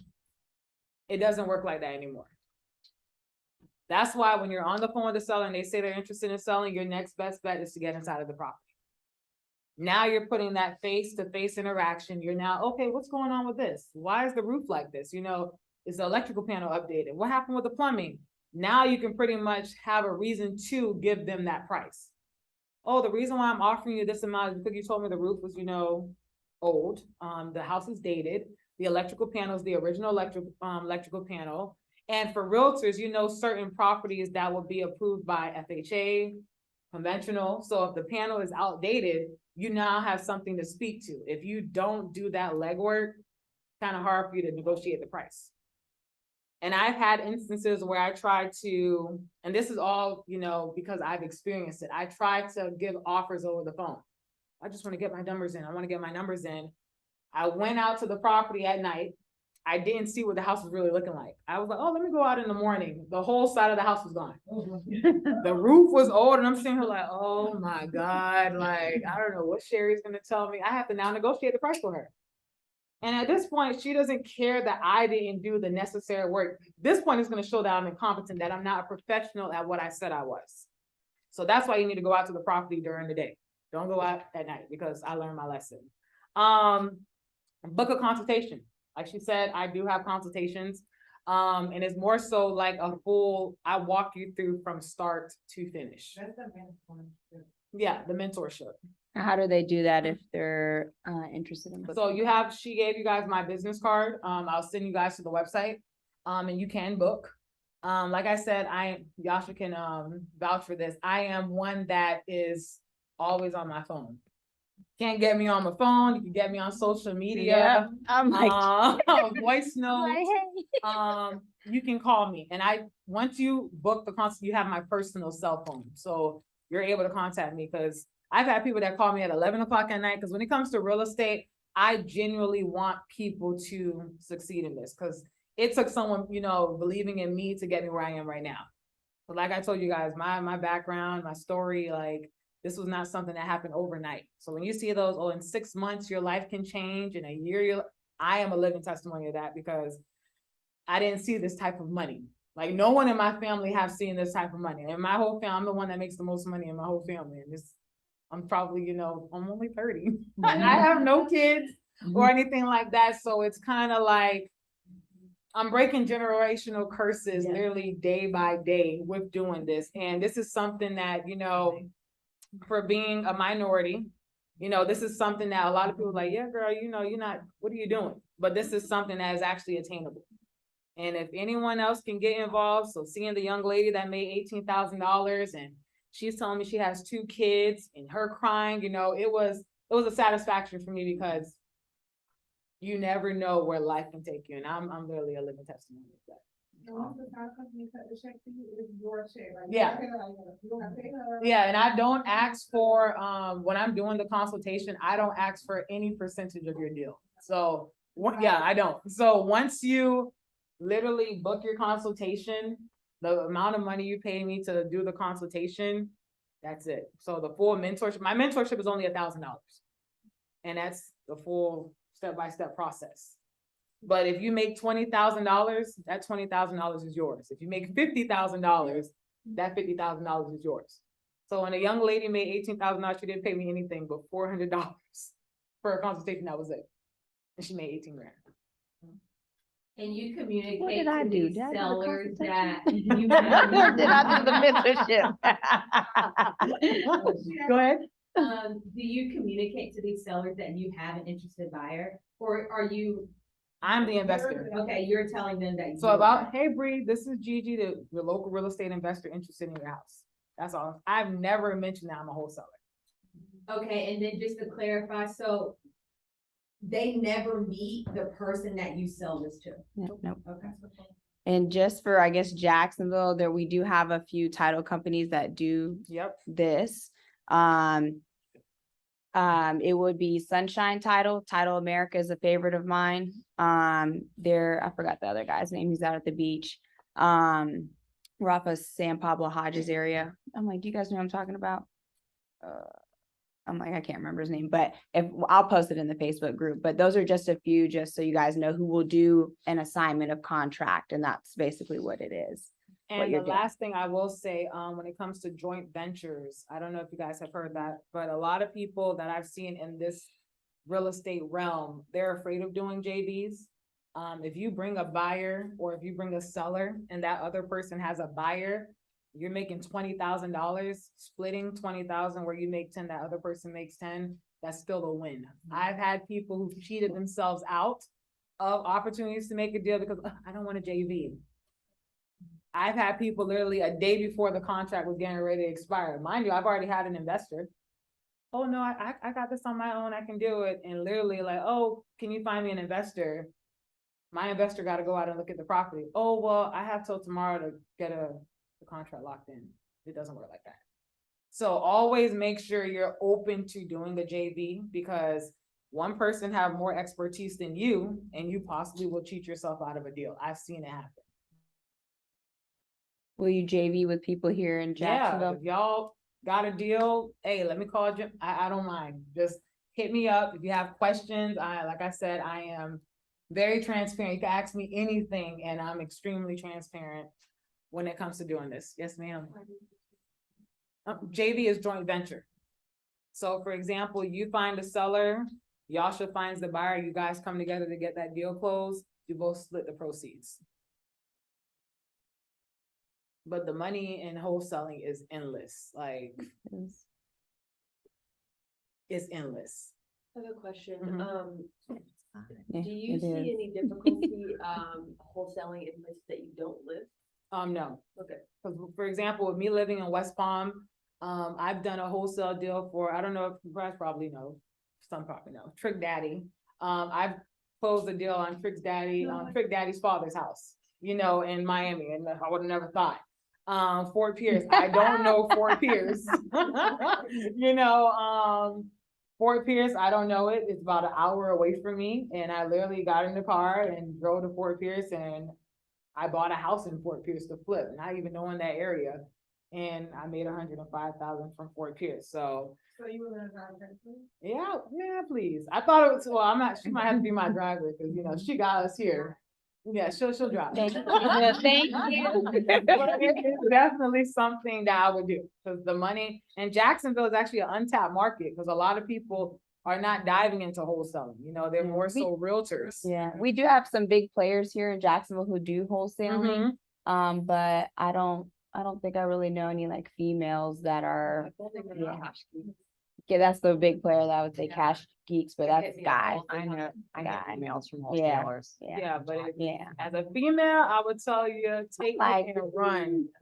I Make your own, yeah. set your playing field, and like I said, it's a male dominated field, because I watch them on YouTube, you know, Ryan Pineda, I watch, you know, Stephen Train. Are you kidding me? Yeah, so I'm from Vegas, and Brian Pineda went to Bonanza. And see, he's killing it when it comes to real estate. YouTube. And then he just like started spending a whole bunch of money on Like, social. maybe I'll switch the wholesale. Yeah, Ryan Pineda, he is a beast, you know, so seeing that, Steve Train, you know, Real Estate Disruptors is another one I watch all the time. Bigger Pockets is a great podcast to listen to. Max Maxwell, you guys probably heard of him. He's another, you know, real estate guru. Mark Whitten, I remember seeing him on the Breakfast Club talking about wholesaling. He said literally made a name for himself, but these are all the individuals that I seen doing wholesaling, and it's been rare for me to hear a female name Yeah. in there, I so, don't think you I know, hear it. said, listen. I know, you never yeah, know, like, you're on your way, somebody- you're on your way. Yes, yes. I was like, I don't know Yeah, any I females want here. them to put me out there, cause like I told them, you know, really? Yeah, you go on their website and you say that you want to be a guest. Oh, I'll apply you for Oh, investor. Listen, that's what I have to do, that's what I have to do. Yeah. One day. Yeah, They're gonna you're- interview me. You heard that? I know y'all better, hey, I'm gonna tell y'all, I'm not even gonna tell y'all how much I paid for her consultation, but y'all better jump on her mentorship. Yeah, I'm not even gonna tell y'all. Yeah, they should, because like, just the information, like, just knowing, like, when I got that call, I said, oh my God, this is a wholesale opportunity. I Yes. said, I'm calling Gigi. As soon as I get off this phone with this lady, I'm like, what do I do? I said, my husband said this, is this right? You tell, like, you Yes, know, just yes. confirming, because I was like, man, I'm like a little rusty, but I was like, okay, I know that this is the opportunity. And I think even if you're not going to pursue it as a full-time thing, you know, agents, I think it's great, again, to just have that tool in your Yes. toolbox, because literally dropping off my kids at daycare and school, got a call. And this lady's like, it's so hard. This is what the lady said to me. It's so hard to find a Black realtor on the west side. That's what she told me on the phone. And I said, oh, okay, great. Well, I'm your girl. Tell me about your property. I don't care if I'm orange or whatever, but that's what she told me, you know, over the phone. And I said, okay, I don't care about all that. Let me get the details of the home. You know, what's the situation? And she told me there was a death in the family. They've been going through probate for a couple of years. That hasn't been done yet.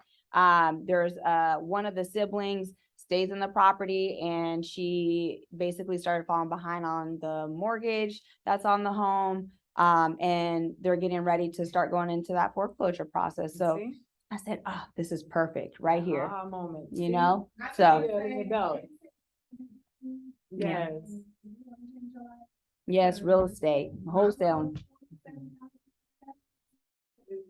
Was not cutting it. And you'll think of it, and even as a friend, I paid for it, like, you know, you always want to see a friend win, but if I start walking you through it, you're not gonna make $1,000, you're gonna make more. So Yes, more than invest in yourself. And you buy yourself a. Yeah, a car, you know, a house, some investments, you know.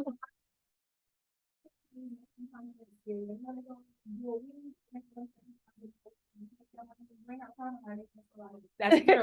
Hey, Yes. how many properties have you wholesaled She's, with you, or she So- just getting started? she's Were getting you- started. I gave, Hey. like you. Yeah, Gave her they the gave me the information, got on information. it. I'm about to go back in my email. Yes, hello. Yes. Yes, yes, yes. I'm not gonna, now I'm in nursing school, so it's like, I'm gonna do it. Yeah. That's how I felt. I was like, oh, I'm gonna do it. I was like, And residential's so right. the whole thing, yeah. Yes. Wait till I get, She's like, $48,000 check. hey, when I get mine, Gigi gonna be with me in the photo. We gonna be like, hey, I'm gonna post it to investor. I'm gonna be like, y'all, this is me right here. See, Yeah, and that's the seriously. thing I had to do, because a lot of people, it's one thing with someone saying, hey, you can make this money. A lot of people don't believe you when you Yeah. tell them. Yeah. That's why I started showing, like, no, here I am at closing. Here I am at the appointments. I even posted when I made my first 109,000. Yep, I remember seeing that. She made what? And she posted right on. Yeah, like here it is. Yeah. Be so afraid of, like, stuff like this is all new for Gigi. Like, I'm not bringing it to her, she's my friend. I'm your shit. Like, Yes. That's me too, friend. like a brand girl. No. Yes, Yeah. Real, especially a male dominated field, like a woman making a kind of a young woman. Yeah. Nobody believes that, like, it's a gimme. Who paying you to stay? Yes. So she really be having to post it for people to be like, like, it's true. She really went to the house. If you follow her on Instagram, she literally take y'all through the net. I had to help her. Yes, it's. And it was so disgusting. I'm not the girl. But it's like, Yeah.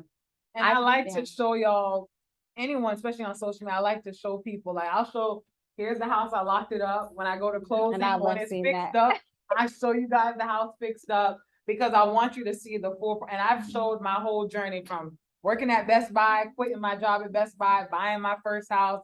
Every single property, I literally have showed my whole journey. And my first, like I said, my first property was from the funds I made from wholesaling. That's how I was able to purchase my first price. So I literally just invested in myself.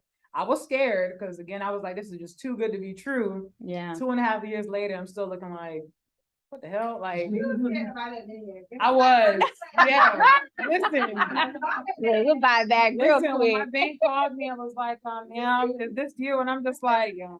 You know, Cause I was just like, oh no, this is not happening.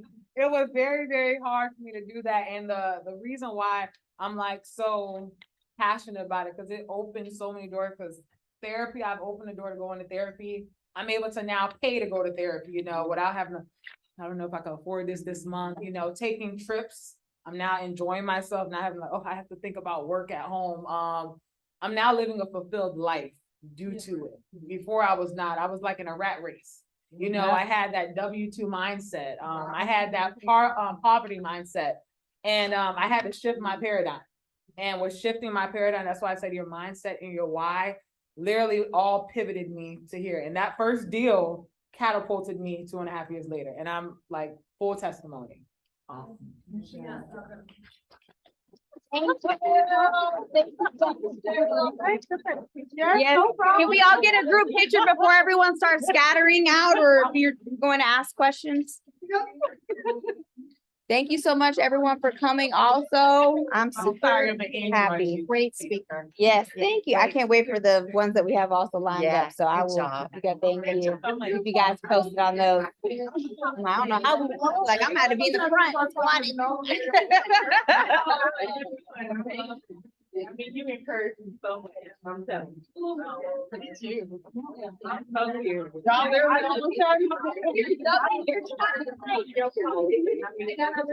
I've gone through a lot. Take up everybody's time. No, you're fine. You're fine. Yes, I do. Yes, I do. Oh, no, we can't have it like 1,000 times. Probably like, where is she at?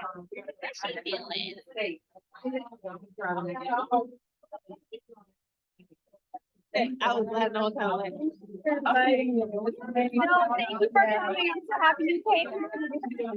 Yes, yes, definitely, definitely. Yeah, you're welcome. I think there's a plug right behind you, right here. Yep, I have them once a month, every Wednesday, and every first Wednesday of the month, I'm sorry. So once a month on the first Wednesday, but our next 2 meetings are gonna be here. Okay, same location. Yep, same time, 1 to 3. Yep. I just have to talk about. We have a basic, so if you type in Jacksonville investor, we're on there too, so you can see like, what we're talking about, or if they post questions, or if you have questions, or like whenever we have events, they're posted in there as well.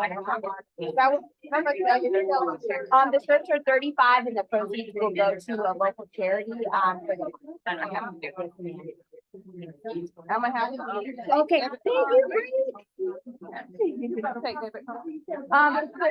you have your number or Cash App?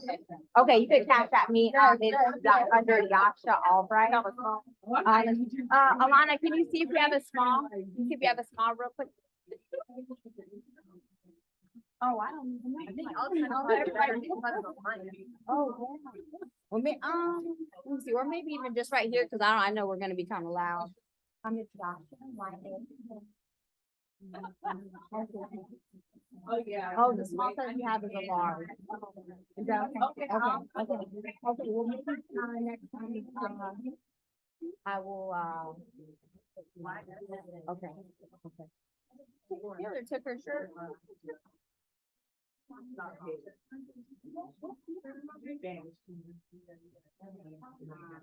Or you can even message me, number. 6-1. Thank you. My phone. And I have a medium over there. I might be too big on you. Yeah. I will get some more made. Okay, yeah.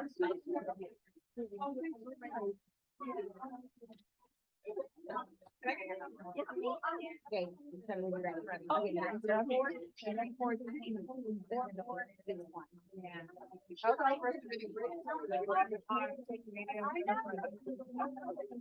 Yeah.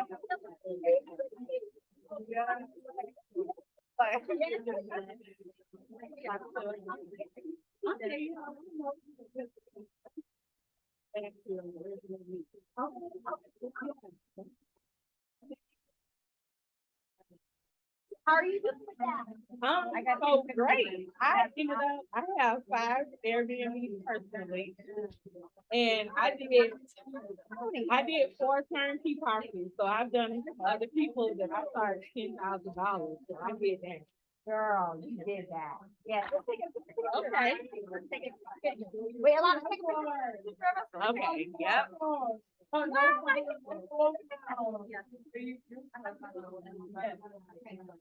still adding. Yep. Congratulations. I hope my console helped. It did. Awesome.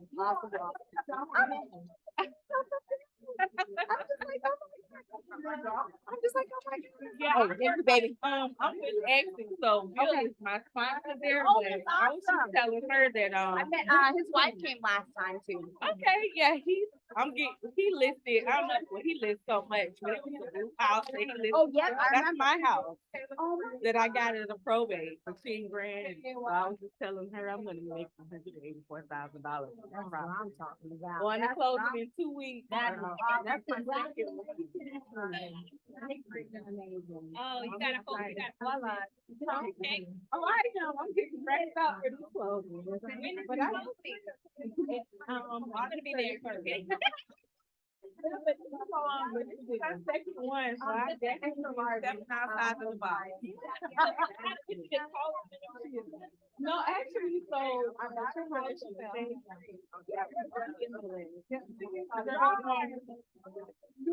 Found out that the guy's mother died and he was doing like a complex and he had cold violence. So I ended up contacting him and had this different issues rectified, but I really didn't house the house of ours. They do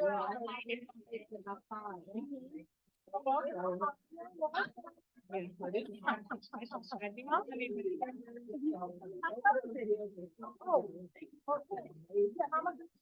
Oh, they're $55. Oh, besides UV. How do they run?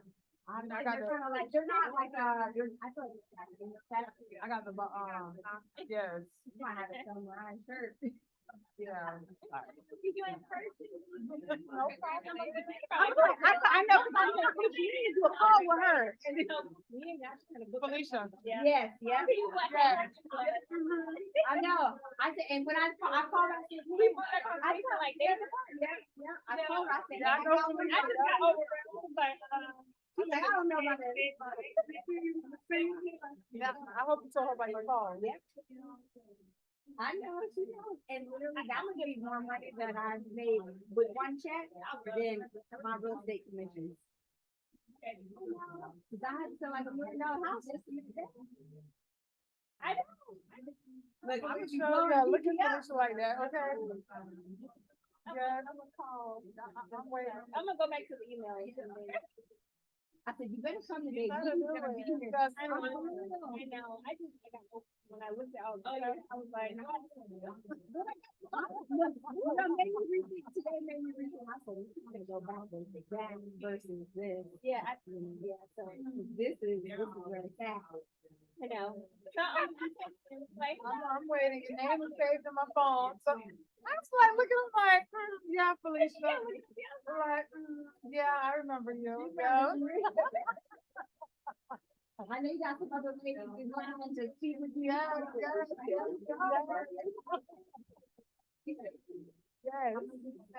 Oh, okay. Yeah. Okay, we'll do one right here too.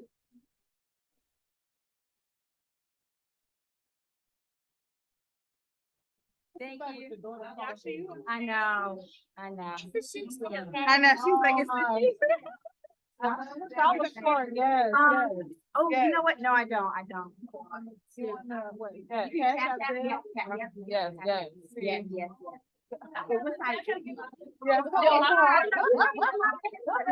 Yes, credit card ready for you.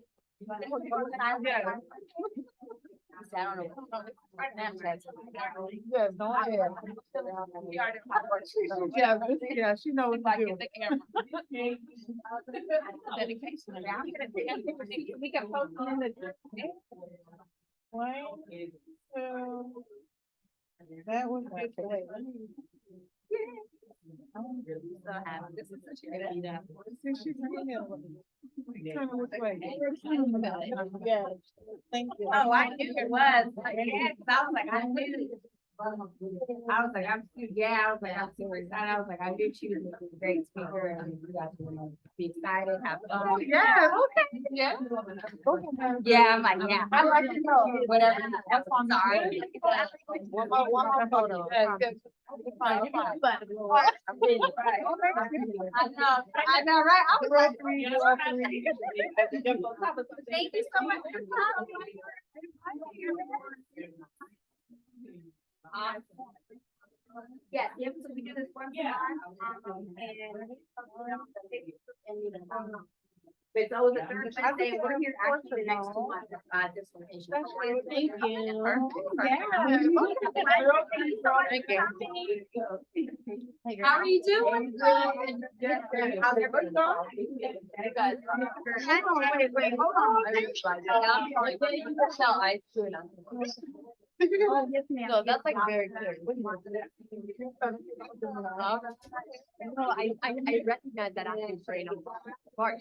She's like energetic. I like that. I get it. So anyway, very so good. I'm getting I already have this.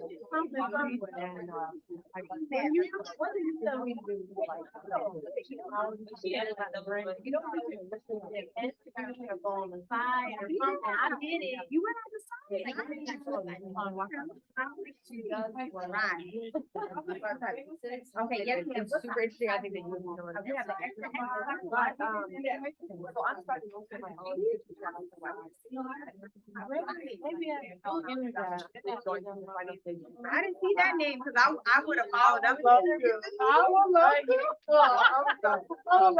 I did all the relationships. And I'll be back in January. And when I come out on how long we can do.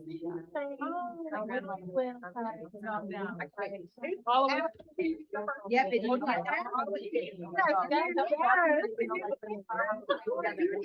I'm like, I see it on my phone. I'm like, the dirty thing.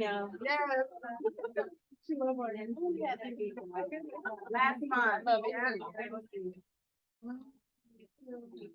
Right now, because it would have showed. I was a little black. Maybe you can bring the rest of it. No. After you got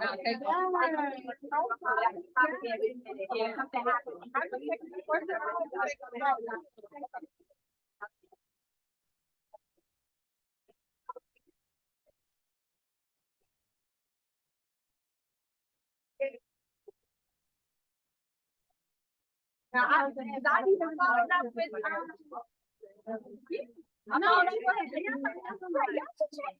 yeah. He's like,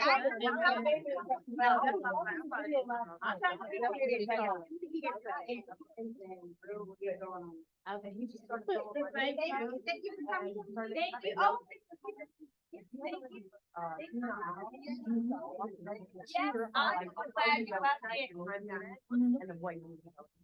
Anyways, we gotta chat. Yes, most definitely. All right, thank you so much. No problem.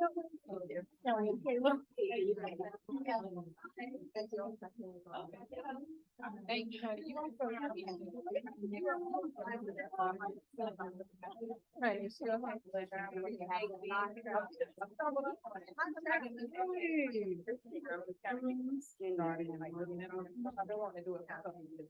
The mentorship is definitely where, because she literally walked you You see me like here, but on steroids. Yeah, if she don't be, you all the way up until you get to the text, the title company, everything, then by the If it takes you a year, I'm looking for, I literally got said a year later. Here we are. a year later after she started, not, she took a year to talk, not, it didn't take a year to find. Correct. I can't wait for the, we'll be here, for the next. Yes, yes. 1 to 3. I know, and I'm like. Thank On my way. Yeah, all right. I know. Okay. I went looking for the. Oh, Okay. okay. Through a text. Yes, God, God, God. Yes, All right, dear, y'all. All right. All right, Thank you. All right, y'all. Talk to